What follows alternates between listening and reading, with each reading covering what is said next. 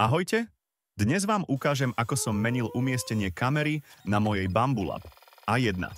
Vytlačil som si potrebné veci a môžem ísť na to.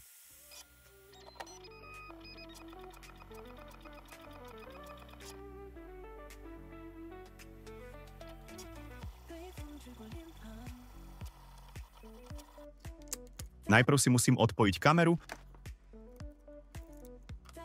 následne si ju vytiahneme z pôvodného miesta.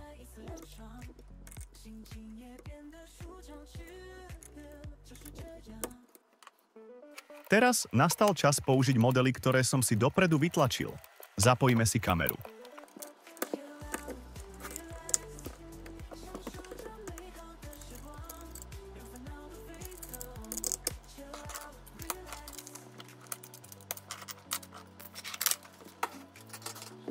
Vyskúšame, či všetko funguje. Nezabudni dať like a ak ťa niečo zaujalo, daj mi vedieť do komentára.